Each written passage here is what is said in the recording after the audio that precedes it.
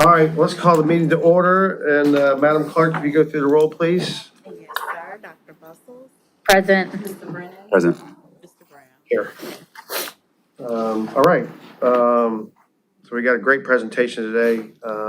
Mike, thanks for coming. Yeah, I think one of the things that I've realized in my little short time on council is how important the Columbia Airport is to not only Columbia, but to the Midlands and the community. So I think all of us should really think about how we highlight the importance of the airport and kind of become community stewards, so to speak, of the airport and almost representatives of how important it is to our community. So you got anything you want to say, Ryan? No, sir. We've always enjoyed our partnership with Columbia Airport. Continue to watch them improve services and delivery of this past year. So we're going forward. So I'm going to do a formal introduction. Mike Google, President and CEO of Columbia Airport.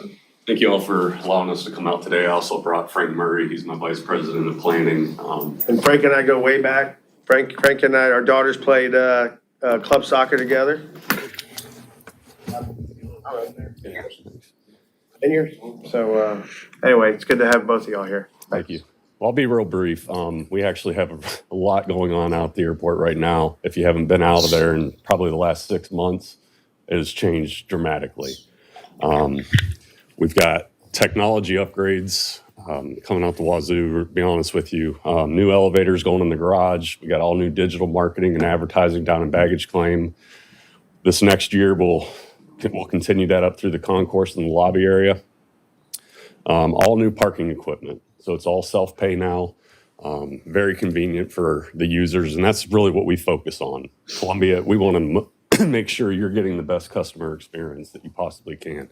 And that hopefully keeps the community from traveling up 77 to that other airport that's up there. We just finished up a big project and all the ticketing is brand new. All the airline ticket counters are brand new.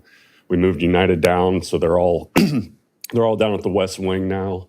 We installed common use technology. So as we continue to expand and bring in new airlines, it's just much more convenient because the timings can be different. We have plenty of ticketing counter, but it's not always utilized. So it really allows any new airline to come in. All they do is post their logo up on the monitors, and they're ready to roll. Right now, we've got a big project getting ready to kick off. We have to actually expand the checkpoint area. So right now, we're running off 2.5 lanes. We're going to widen it. It's going to go to 4 lanes. So once you come through the checkpoint, on the right-hand side will be a business lounge. Really opening that up for future food and beverage options and drinks, and that's going well. One of the major things that I've been working on for the last 6 years in this role is the food and beverage options that we have out there. Finally convinced our concessionaires that we need to upgrade and get some brands in there. So Dunkin' Donuts is now open, Jimmy John's is open, Sam Adams Columbia Brew Pub's open, Barbecue Pit's back open. We just have a lot going on. So all of our retail's being redone. Parodies is investing almost $2 million into their stores.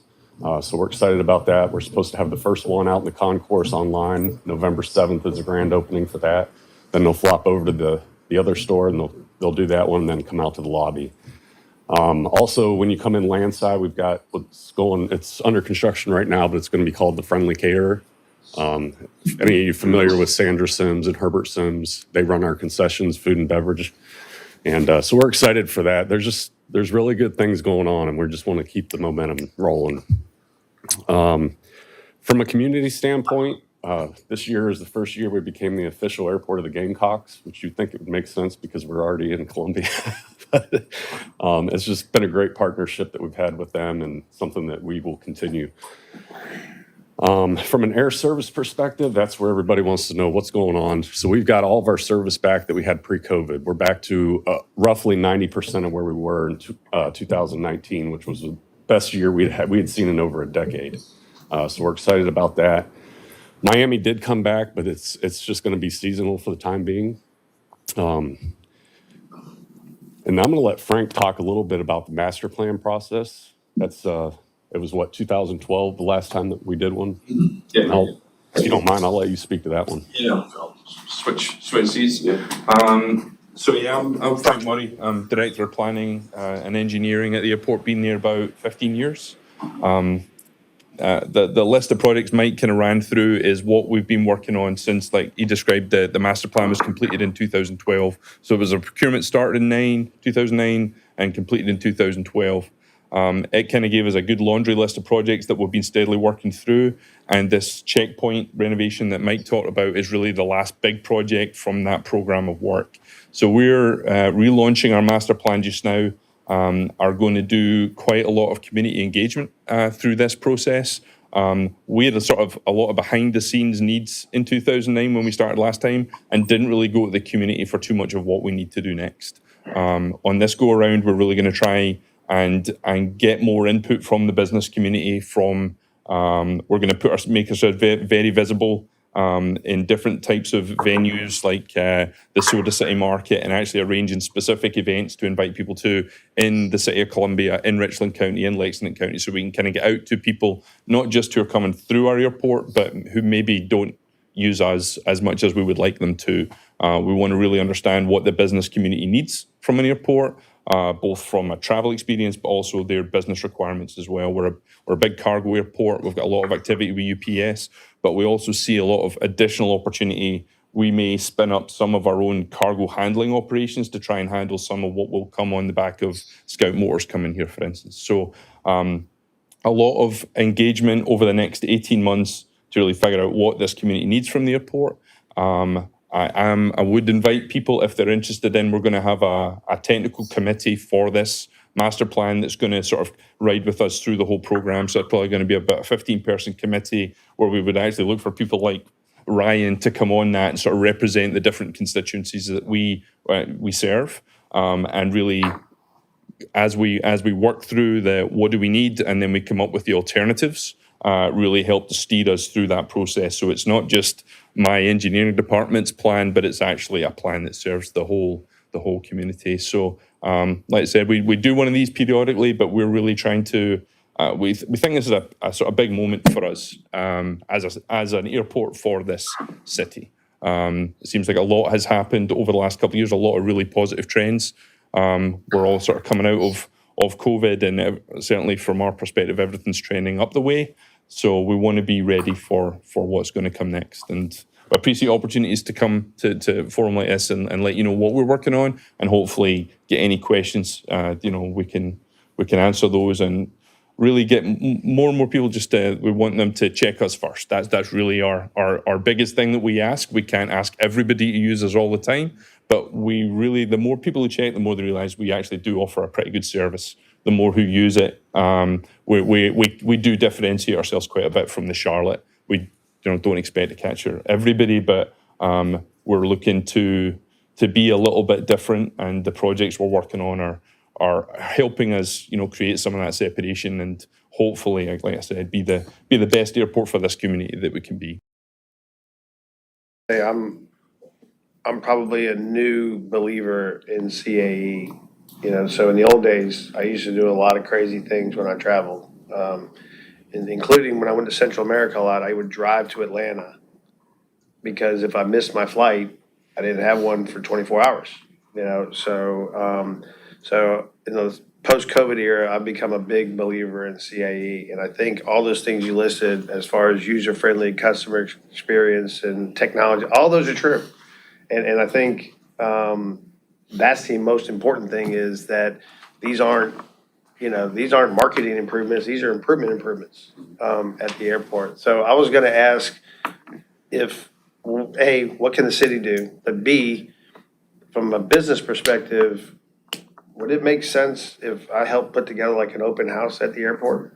Like to do to have different businesses come out there, and we have a 5 o'clock airport happy hour, and you guys kind of talk about CAE? Because I mean, I'm sure there's a lot of people that were like me that we just didn't fly out of Columbia. Yeah, no, I'd love to do that. That'd be great. Okay, I think we can probably help on something like that, and try to get something together, maybe have, 25, 50 businesses come out there and really, I want to promote the airport, from a personal standpoint, but also what can the city do from the city standpoint to promote the airport? So from my stance on that, that's perfect. What I always get from the community is we want a low-cost carrier. We have had the low-cost carriers, and the community just couldn't support it. Right. I'm in heavy talks right now with 3 that I think it's gonna happen this year. What a lot of communities are doing is they're setting up revenue guarantees from the business community, really to help incentivize those airlines to come here and make sure that they've got money in a bank that's going to continue to promote them. So that is something that we've been talking through this for about the last year now. But just on the call I was with this morning, they're saying that for them to come in, they would need at least a minimum of $600,000. And the business communities and areas our size, that's what they're doing Wow. to promote. In revenue, 600,000. So just something to kick. No, around. I think that's, I think, what I think Frank said, our time is now. And I think that's the same mentality we have in the city, is our time is now. And I think, the more we work together and the more we partner, it becomes our time, together. It's our time. Yeah, it's our time, not just your time or our time, it's our time. And I do think we gotta, push the business community to feel the responsibility for the community, right? Right. And so from a chicken and egg perspective, the more we support the airport, the more support there'll be, for all of us. And one thing I will add too, we just, Can you join the council at the table? Yeah, this is being recorded, so you gotta be near a mic. Yeah. One thing that we did also just implement, it's called Fly My Airport. So when you go on our website, the opening page, you can only choose from CAE. And that's going to show you the breakdown of all the prices. If you're flexible, you're going to get the lowest rates that are out there. There's a really cool option on there to, if you've got flexible travel, you can hit anywhere and it'll bring you up deals throughout the entire world. So that's just one cool thing that we've implemented here as of recent. One of the things too that helped me through this process of becoming more of a proponent for CAE was my kids. Because they all live someplace else, and when they fly in, they're all like, well, I'm definitely flying into Columbia. So it is big. It definitely is a generational thing, because all of my friends, we fly through Columbia. No one wants to drive an hour and a half. I know, I'm just saying I will that pay, a like, lot of us that. All of us a do. lot of Like, us I have fly so scars. much that TSA knows who I am. That's how often I fly out of CAE, so. A lot of us I have love some it. scars from the past, that are hard to get over. So, but I think that's part of, I think the point is to get people out there and let them see that it's becoming into its own. And if you do have a bad experience, please contact me. We'll get it fixed. Can't say It's it's usually not y'all's fault. Yeah. So let me ask you something. Yeah. What's you talk about adding 3 more, is it airlines or is it more frequency to destinate? Because I feel like we go to a lot of major destinations. Yeah, we do. So I know it's Miami's 10%. We go to Texas, we go to Atlanta, Charlotte. Chicago's a great flight. We still have the Chicago flight. Yeah. We go to the New York area, DC. What's missing in your eyes? West, Yeah, the West Coast. Denver would be Wow. spot on. Boston would be a good market for us. I can tell you the one airline that I'm talking to, they're willing to try those destinations. They always want to, the low cost carriers, they always want to go into Orlando, and I just don't know that Orlando, Doesn't resonate, It right? doesn't. Everywhere We have else, you're right. Silver Air goes there, right? they're gone. They're gone? They're gone. They were going there though. But trying to do everything we can on our end to make it the best airport for this community for sure. But it's adding a few more major destinations west, Yeah. not more of the frequency to the Chicago and New I York, mean- DC. But there's only one Chicago flight, right? No, you've got to. Two. Are they both United? Yeah. American. Okay. Oh, an American. added, yep, Yeah, nice. Yep. Okay. about, what, 4 months ago, 5 months ago, somewhere in that arena. Are y'all directly taking on this marketing concept of check us first? Yes. I like that. Like hashtag check us first, whatever? I literally want to put billboards the whole way up I-77. Should, that would be awesome. I think that check us first resonates. I don't think people realize it. And I remember when you and I first met, we talked about this, like, if you want more things, then you have to actually like go to CAA in order for us to generate enough interest to get more things. If you keep going to other places, it's not gonna show demand. And people don't, when I say that to people, like, oh, I'm flying out of whatever, you know, outside of South Carolina, I'll be like, well, then you can't complain about not having more things because you're literally not showing airlines that there's a demand for this route. Yeah, and a couple things that we're trying to get momentum behind is, you know, up until 2 years ago, we never received any state dollars. We've always been 100% self-sufficient, but as you all know, construction prices have gone through the roof. So that's something that we're still working on. And I'll tell you that North Carolina pumps over $120 million into their commercial service airports. I would bet that money's coming from South Carolina. Yeah, I get it. I know. I think what we've all learned, and I think Oddity's right, you know, we play a lot of chicken and egg games. I think that you have to be bold with like messaging that. Like you're literally throwing money away to another state. Yeah. Check us first. Yeah, I love it. Yeah, love it. Do any of the other airports in the state receive any state funding? Yes. So we formed a coalition, the 6 commercial service airports. We hired a lobbyist.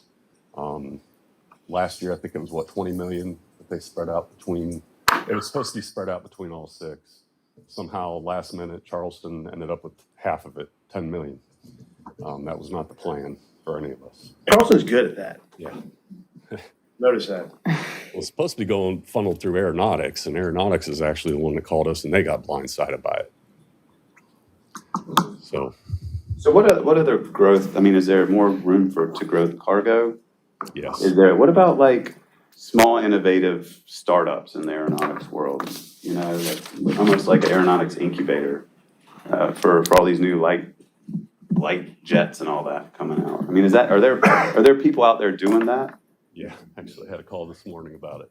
So, I mean, so that fits into, you're sitting here in the Economic Development Committee. That we would be interested in hearing about the incentives for that, to bring those, you know, innovative businesses here.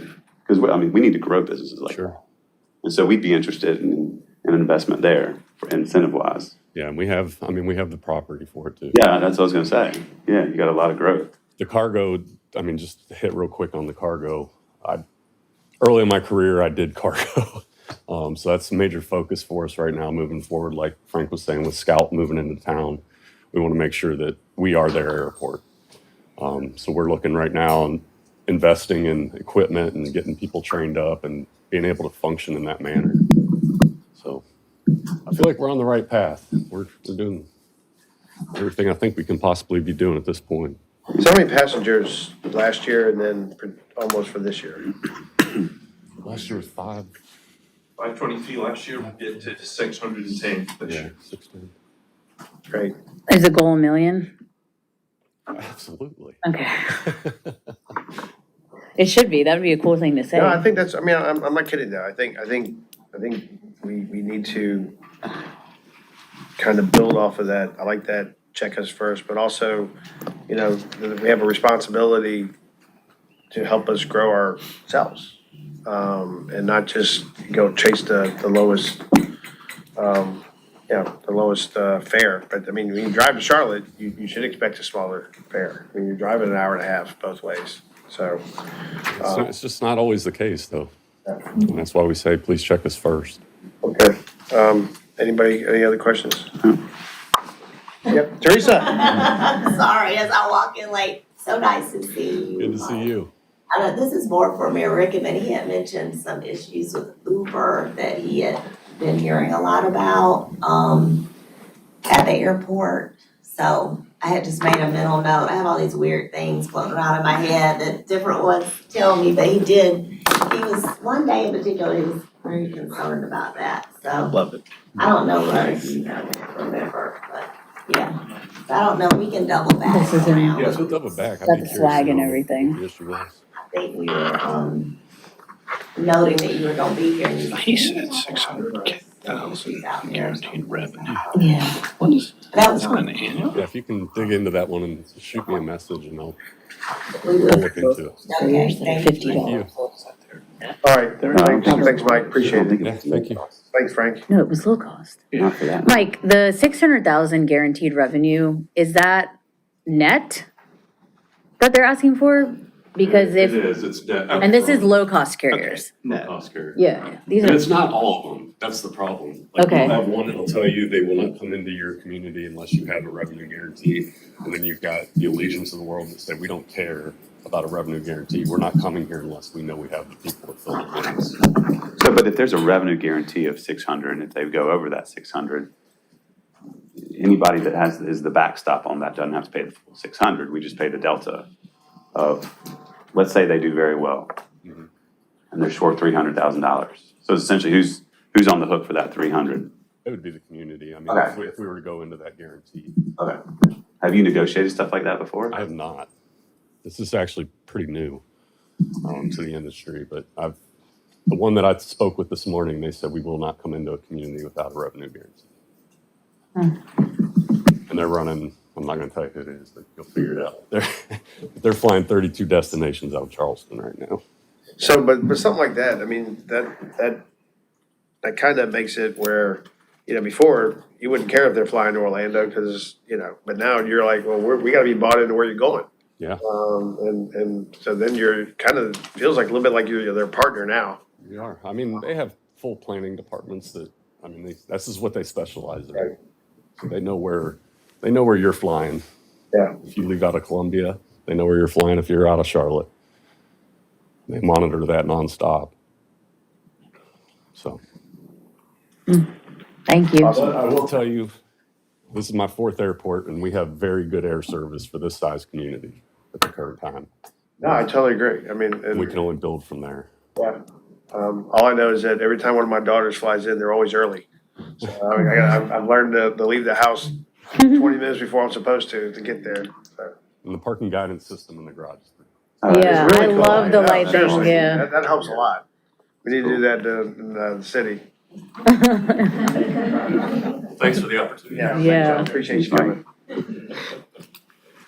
All right, Ryan, you're up next, looks like. Afternoon, everyone. Thanks. We'll hand out real quick, just a spreadsheet put together. This is the list of economic development partners. Yeah, just enough.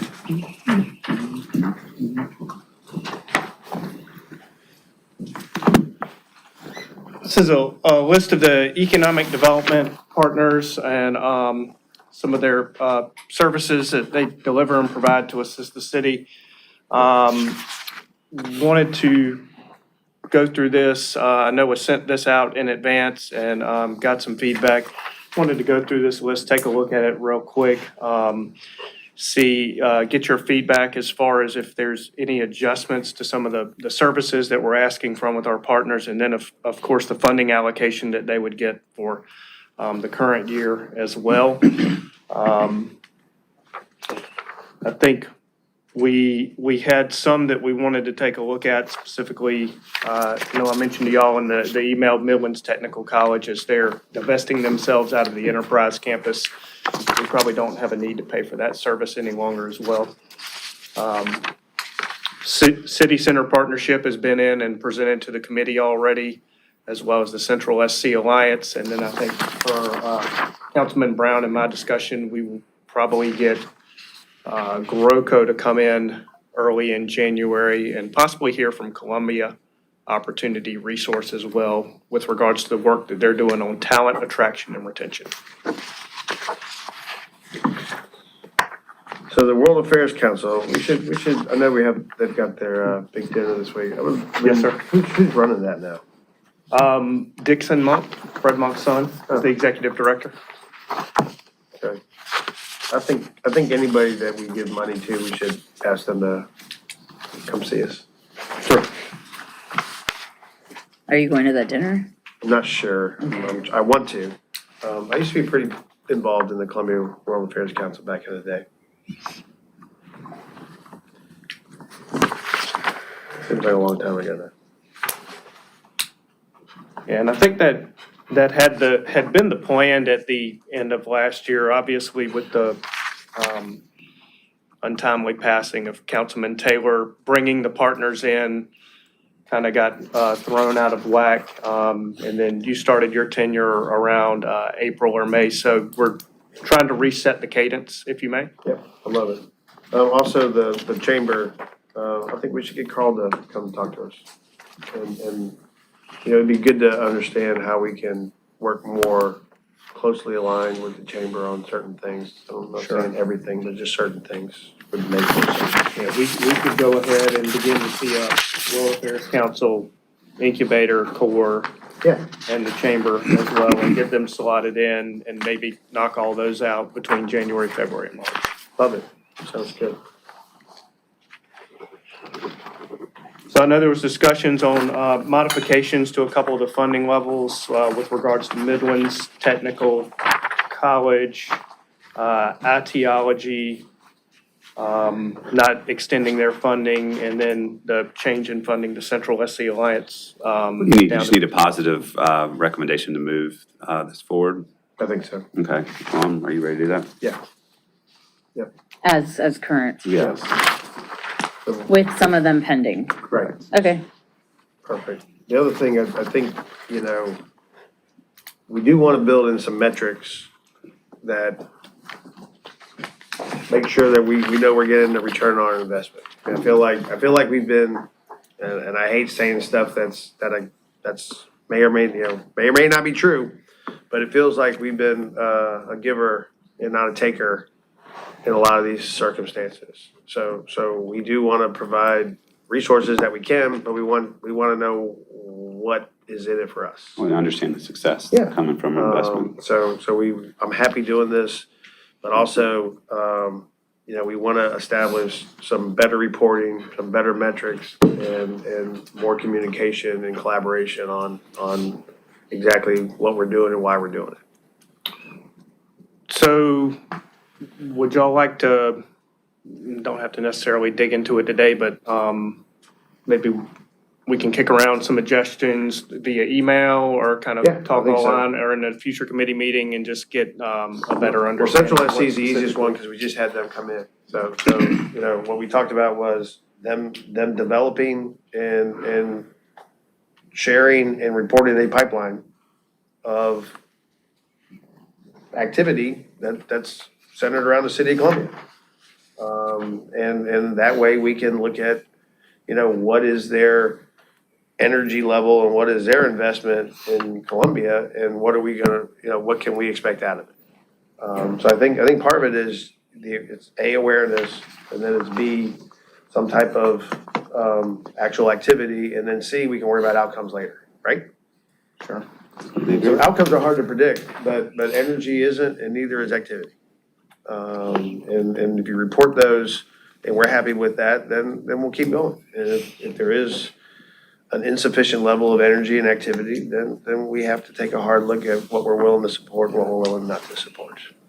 Good Yeah, point. I think breaking it up and having a better understanding of quantifiable and then the qualifiable metrics. So what's the soft awareness type stuff, and then what are the numbers driven activity? Yeah. Would, Let's look at it that way then. okay. Jeff, you got any comments? I do not. Okay. I was gonna ask Teresa, but she's gone. So, okay, so everybody's happy with this? Yeah. All right, super good. Will, do you wanna, Yes, Mr. Chairman, I make a motion, we enter into executive session for discussion of matters relating to the proposed location, expansion, or provision of services encouraging location or expansion of industries or other businesses in the areas served by the public body pursuant to SC Code 30-4-70A5, Pine View Industrial Park, Project Rook, and Project